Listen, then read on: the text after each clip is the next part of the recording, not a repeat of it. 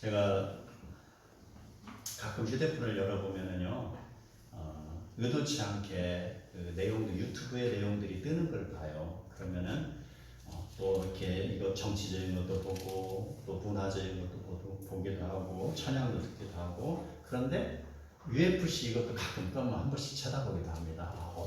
어떤가 하고. 그런데 그것을 보면은요, 링 위에 있는 선수들이 상대방을 이기기 위해서 엄청나게 열심히 싸우는 걸 봅니다. 참 그 사람들을 보면은요, 근육을 보면은요, 저건 인간이 아니야 할 정도로 근육이 아주 그 캥거루 근육같이 이렇게 다져진 걸 보면은요, 참 무슨 연습도 많이 했겠다.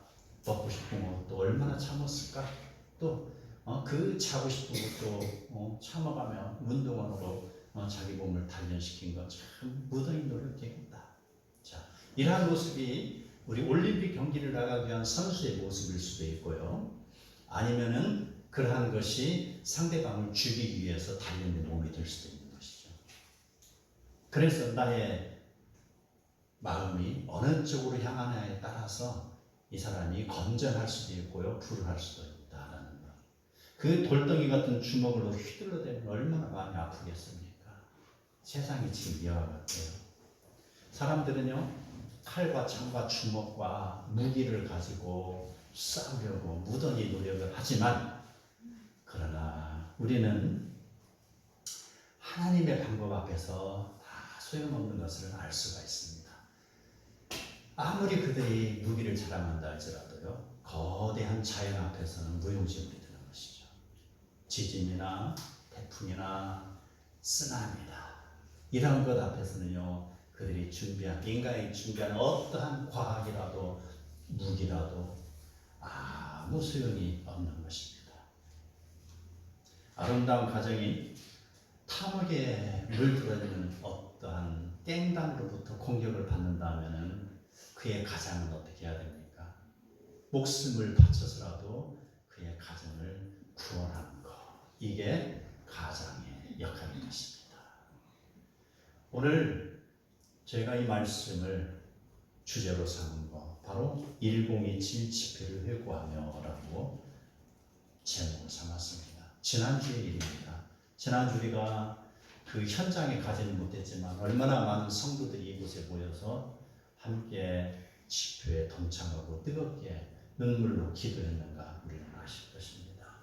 바로 이게 성도의 마음이요, 그 무너져가는 대한민국을 악의 세력으로부터 보호하기 위한 하나님의 마음인 것입니다. 아멘. 오늘 사도행전 5장 17에서 20절까지의 말씀. 자, 사도행전을 먼저 설명하자면 사도들의 내용이 사도행전입니다. 그래서 사도행전에서부터 유다서까지의 내용, 이 내용, 자, 로마서부터 유다서까지의 내용을 집약해 놓은 게 사도행전의 내용인 것입니다.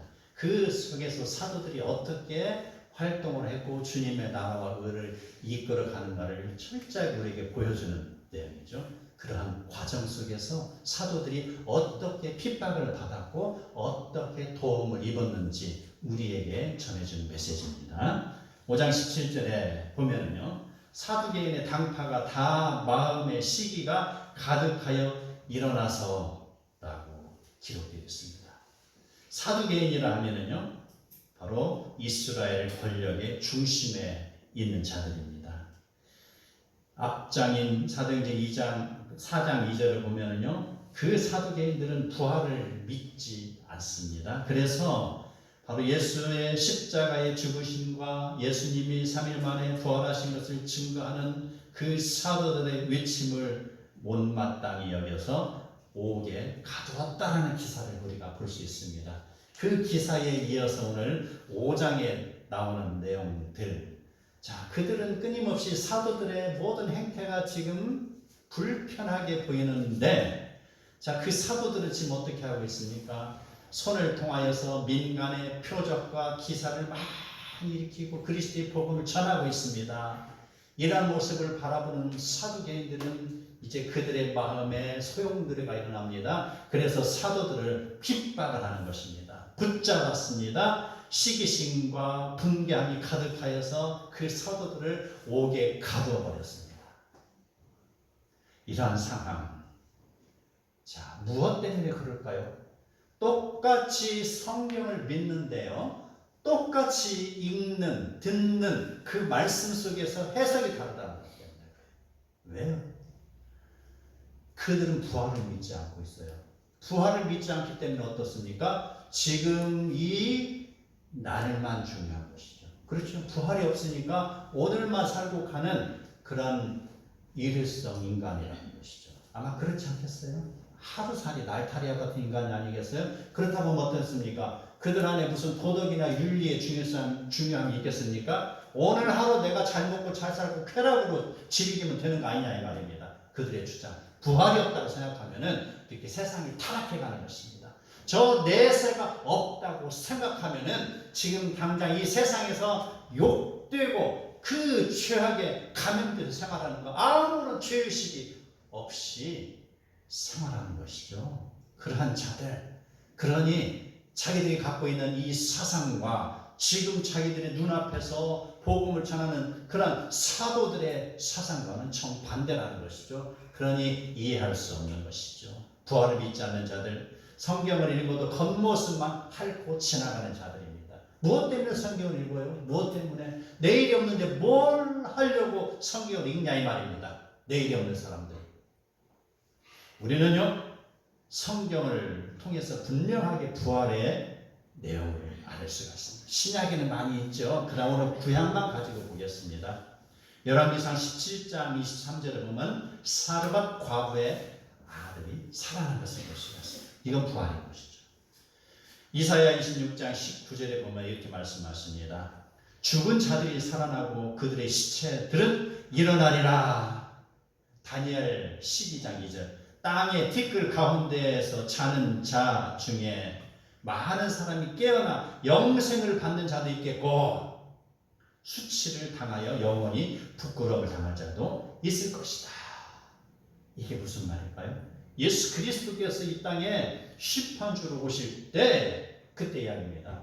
이 땅의 모든 사람은요 바로 주님의 심판대 앞에 서게 되는 것이죠. 잘난 자나 못난 자, 부한 자나 가난한 자, 건강한 자나 약한 자 다 말입니다. 그 수십 조의 재산을 갖고 있는 사람도 다 말입니다. 어떤 모습으로요? 아무것도 가지고 오지 않은 맨몸으로 온다는 것이죠. 맨몸으로 심판대 앞에 선다는 것입니다. 그랬을 때에 어떻게 되는가? 자, 많은 사람, 바로 믿음의 흔적이 있는 사람들은 깨어나 영생을 받는다라는 것이고요. 또 믿음의 흔적이 없고 죄악의 흔적이 있는 사람들, 이 사람들은 바로 수치를 당하여 영원히 부끄러움을 당할 것이다라는 내용이 지금 다니엘 12장 2절의 내용인 것입니다. 부활이 없다라는 내용, 그 사두개인들 지금 그들은 부활의 신앙을 말하고 있는 사도들을 분명히 핍박하고 있습니다. 그러나 그들이 잘못됐다는 것은 얼마 가지 않은 훗날 요세푸스와 필로가 다시 정정을 했습니다. 그래서 유대교는 바로 부활 사상을 받아들이고 있습니다. 지금은. 그러나 당시에는 부활 사상을 믿지 않는 사두개인들의 그런 핍박이 있던 시기를 지금 오늘 말씀에 기록되어 있는 것이죠. 사두개인들의 그러한 사도들을 핍박하는 그런 모습들은요, 우리 초등학교나 중학교 때 들었던 거, 갈릴레오, 지금 또 들고 있습니다. 알죠? 지동설. 이걸 이야기했더니 교황청에서 이야기하죠. 무슨 소리야? 라고 이야기하고 갈릴레오를 죽이려고 하고 있잖아요. 그래서 네가 이것을 부정해. 그러면은 내가 네 목숨만을 살려줄 거야. 알았어요. 그렇게 인정하고 나와서 그러고 하는 소리가 뭐예요? 갈릴레오가 그래도 지금은 그러고 있습니다라고 했잖아요. 지금 세월이 흐르면 이렇게 다 드러나잖아요. 드러나는 거 바로 관점의 차이인 것이죠. 관점. 우리는 바로 이러한 잘못된 해석을 하는 사람들을 보면은요, 자기의 생각을 굽히지 않고 끝까지 주장하는 것은요, 자기의 권력을 어찌 보면 끝까지 유지하기 위한 수단으로 사용되는 것이 되기도 합니다. 그래서 그들은요, 바로 자기를 위하여서 성경을 해석하는 것이 될 수가 있어요. 잘못된 길로 가면 안 됩니다. 우리는 하나님을 믿으면 정확히 제대로 믿어야 되는 줄이 있습니다. 믿으시기 바랍니다. 자, 그랬을 때 그들의 행태는 이제 점점 더 악의 소굴로 들어가고 있죠. 5장 18절에 보면은요, 사도들을 잡아 옥에 가두었더니 라고 했습니다. 사상에 용납하지 않으니 자기의 사상과 걸맞지 않는 사람은 이제 적이 되는 것입니다. 적이 돼서 그들은 무력으로 사도들을 옥에 가두었다는 내용이시죠. 신앙이 차이가 생기면 신앙으로 풀어야 될 것 아닙니까? 그런데 신앙으로 풀지 않고 무력을 동원한 것, 이것은 자기의 힘을 의지하는 것이죠. 사심이 있다는 것입니다. 자, 이러한 모습들은요, 이단들의 끝이 대부분이 음란과 금전갈취로 끝나는 것과 비슷한 것입니다. 사심의 결국은 폭력으로 이어진다는 것이 될 수가 있는 것이죠. 자기의 타락으로 이어지는 것. 이러한 자들을 성경은 육체의 일을 따르는 자라고 말하고 있습니다. 갈라디아서 5장 17절 21절을 보면은 육체의 소욕은 성령을 거스른다라고 말씀하고 있습니다.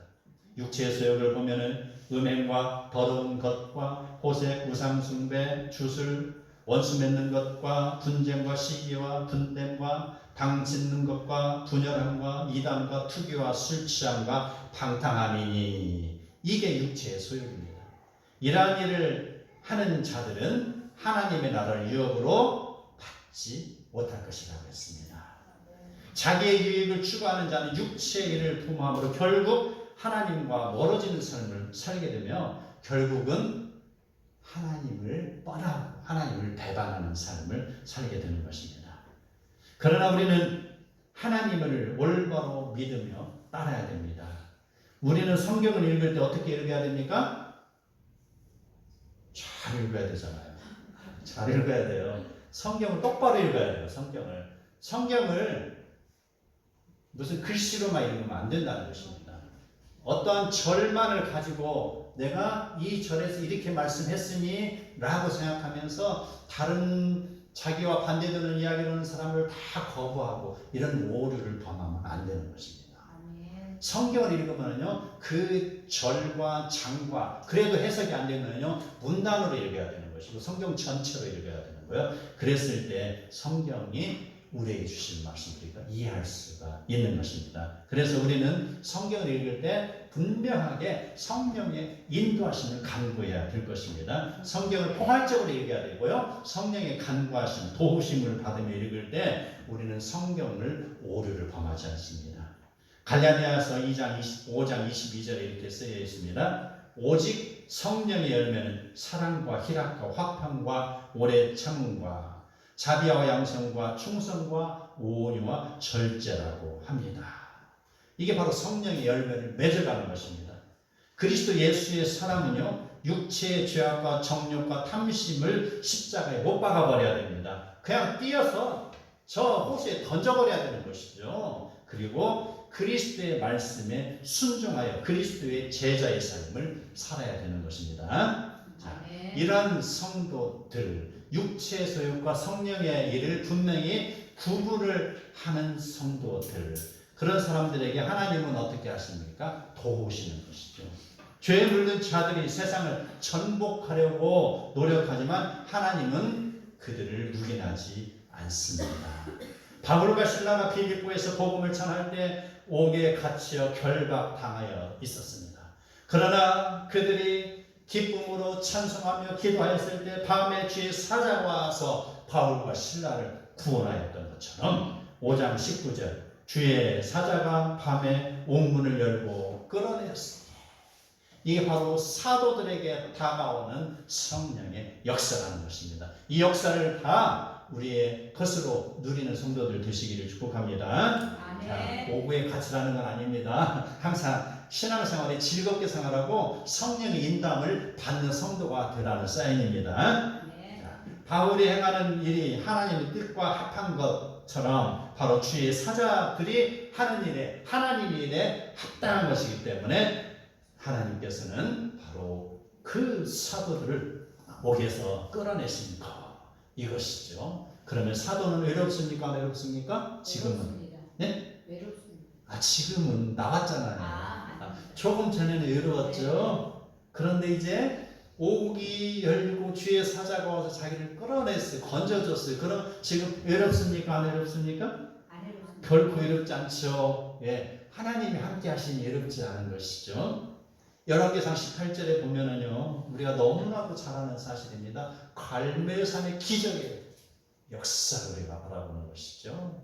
엘리야 한 사람과 바알의 선지자, 아세라 선지자 합해갖고 850명과의 대결이 일어났잖아요. 누가 참신인가를 백성이 보는 앞에서 내게 가자라고 했잖아요. 그래서 당신들이 쌓아올린 재물을 당신의 신이 바로 받거든. 당신의 신이 참신이요.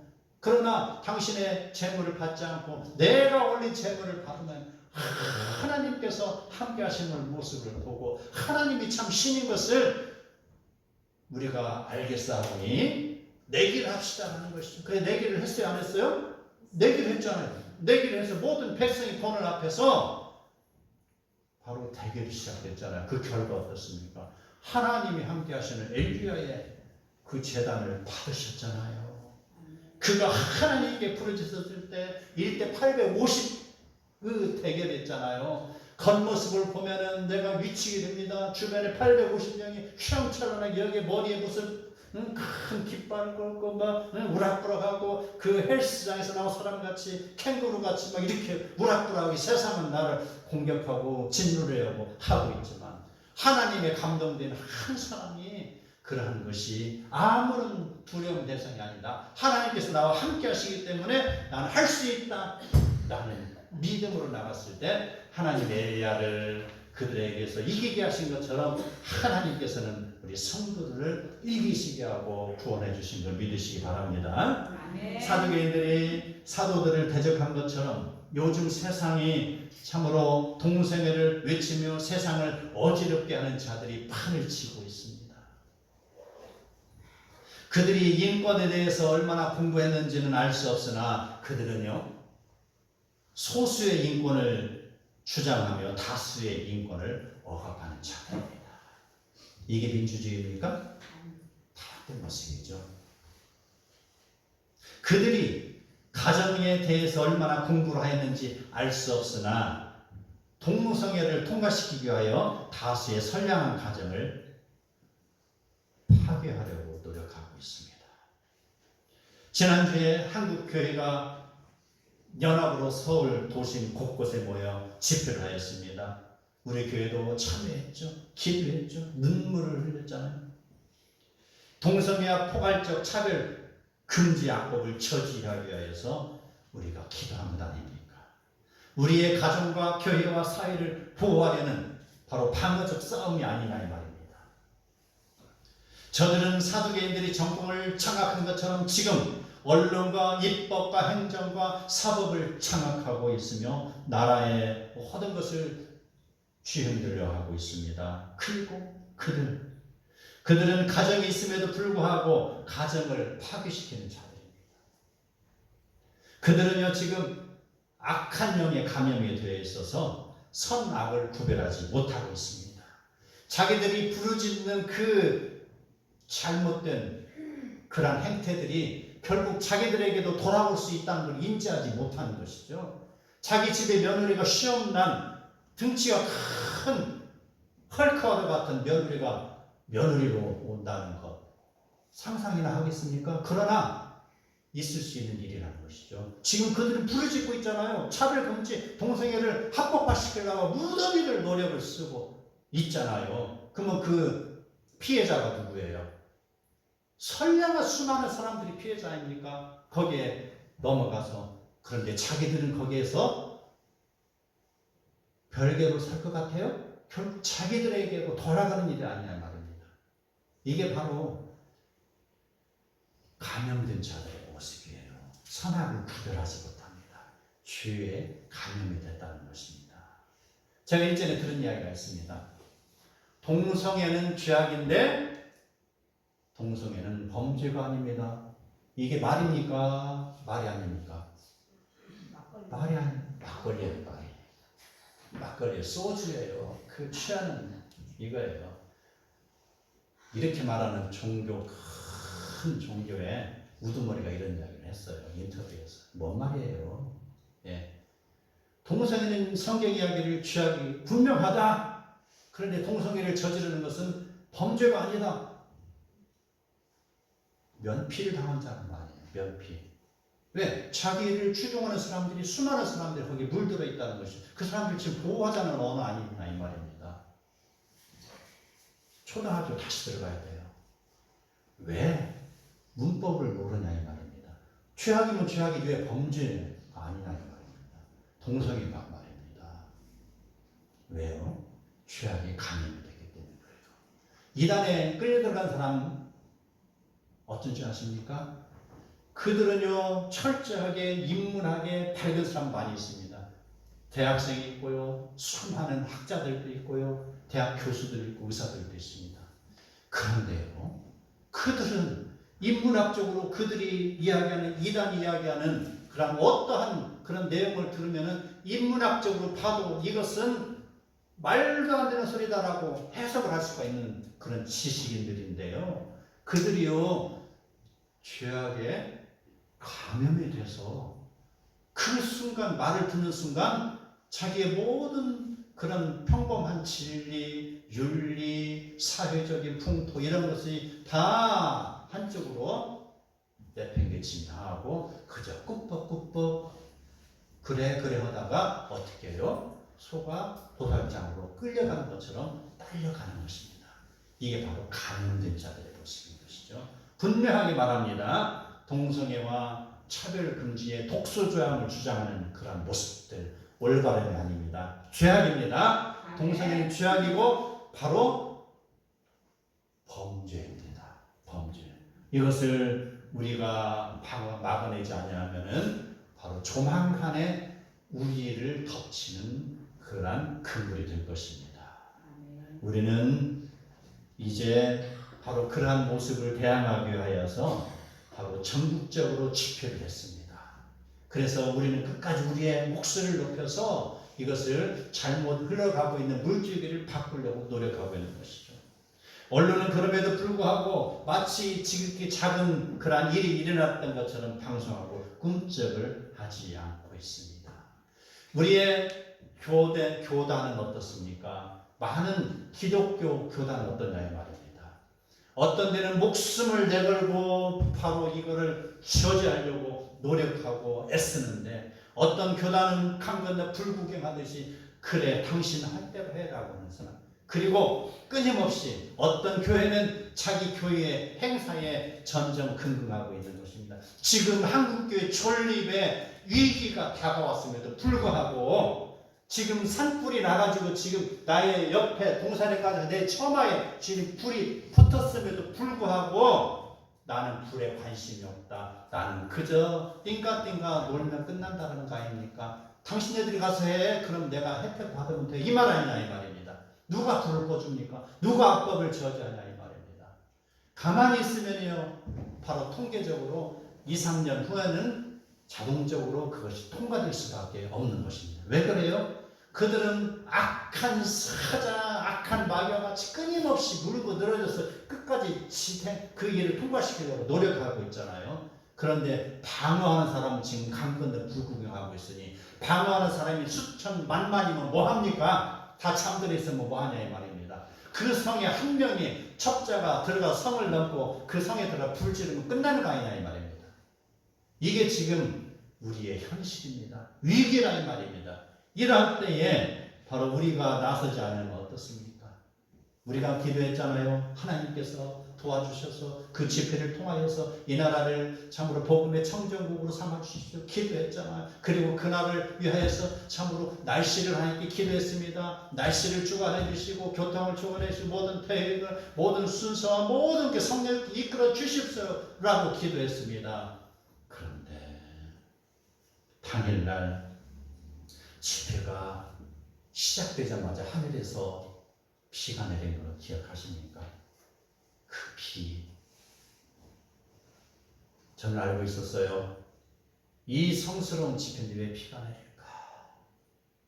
제가 CCC 활동을 하면서 대학교 1학기 기말고사 마치면 전국 수련회가 있습니다. 그때가 마침 항상 겹치는 게 장마철입니다. 하필이면 그때가 수련회와 항상 맞물려 있는 것입니다. 그때마다 하나님께서 집회하는 시간마다 바로 하늘의 문을 열어주신 걸 체험했잖아요.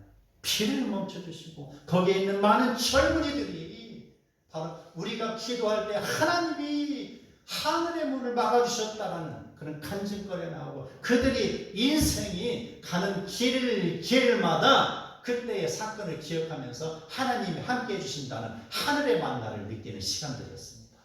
분명하게 그날 비 내리는 걸 보고 이거는 하나님 역사라는 걸 생각했습니다. 역시 그때 말씀을 전하시는 목사님 지금 하나님이 눈물을 흘리고 계신다라는 말씀이었습니다.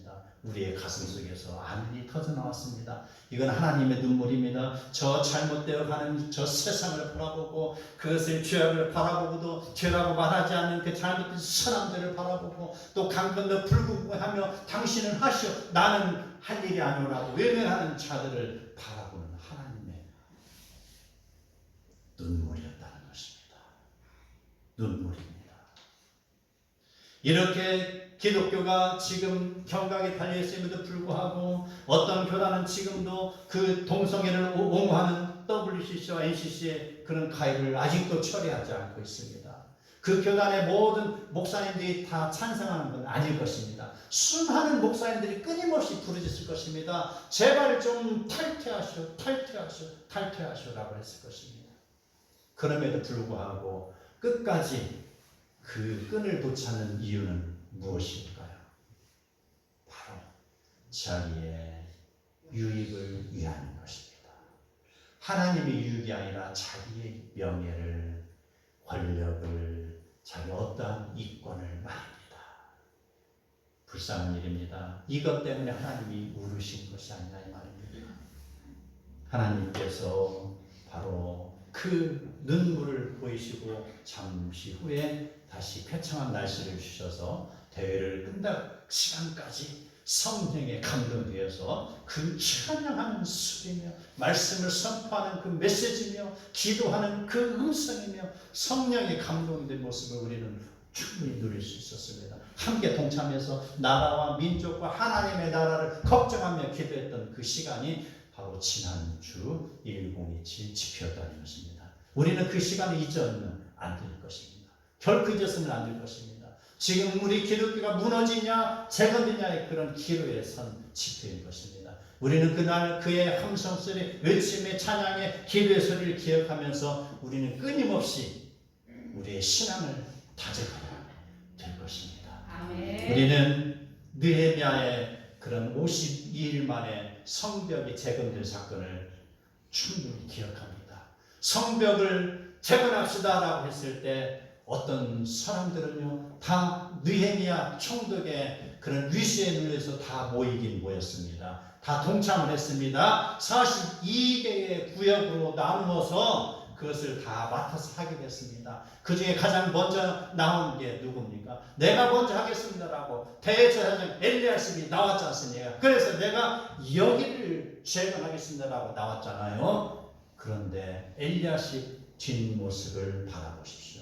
그는 기회주의자였습니다. 느헤미야가 이제 일을 다 마치고 자기의 그런 바벨론의 그 일 때문에 갔을 때 어떻습니까? 죄악과 다시 타협한 인물이 아닙니까?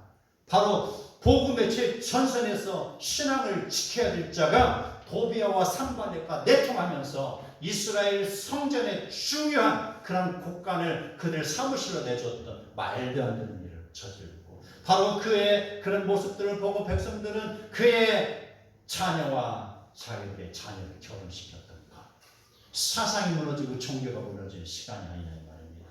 어떤 사람들은 그 많은 사람들이 함께 일에 그 노력에 동참하고 있을 때에 바로 사채놀이를 한 사람도 있었습니다. 배반자입니다. 배반자. 52일 동안에 하루라도 일을 하지 아니하면 가족의 생계를 유지할 수 없음에도 불구하고 그들이 그걸 바로 알면서도 그 노력이 현장에 와서 일하는데 바로 그들에게 고금리의 빚을 주어서 자기의 배를 채웠던 모습들, 민족의 배반자입니다. 우리는요 하나님 앞에서 배반자가 되면 안 됩니다. 하나님 앞에서 성실과 진리로 나가야 되는 것입니다. 바로 하나님이 주어진 사역의 아멘으로 감당하며 나의 참자고 싶은 것도 우리가 좀 더 참고 그 먹고 싶은 그것도 참으며 주님 배를 움켜잡고 한 손에는 연장을 잡고 한 손에는 무기를 잡고 이런 하나님의 나라를 위해서 달려나가는 성도가 되어야 될 것입니다. 하나님께서는 그런 성도를 바라보십니다. 그런 성도를 통하여서 하나님의 나라를 맡기시는 것입니다. 우리 잠잠고 있으면 안 됩니다. 그의 동성애의 법이 통과되고 나면 이제 한국은 무너집니다. 하나님의 나라가 무너지는 것이죠. 우리가 끝까지 지켜야 될 것입니다. 우리가 지킴으로 인하여서 이 나라가 끝까지 주님의 나라를 갖고 가고 이 땅 구석구석 복음으로 우리가 가꿔야 될 것입니다. 열방을 향하여서 복음을 전하는 나라가 되어야 될 것입니다. 자, 이러한 모습 속에서 우리가 가야 할 길 5장 10절 가서 성전에 서서 이 생명의 말씀을 다 백성에게 말하라 라고 했습니다. 우리 이제 일어서야 됩니다. 우리는 때를 얻든지 못 얻든지 주의 말씀을 전해야 되는 것입니다. 끝까지 악법을 우리가 받아쳐서 통과하지 못하도록 우리가 물리쳐야 될 것입니다. 이 땅 가득 하나님의 나라를 만들기 위해서 우리는 다짐하고 일어서야 할 것입니다. 귀 있는 자는 성령의 교회들에게 하시는 말씀을 들을지어다. 이기는 그에게는 내가 하나님의 낙원에 있는 생명나무의 열매를 주어 먹게 하리라 하였으니 이 말씀이 저와 여러분과 교회를 살리는 생명의 말씀이 되기를 축복합니다.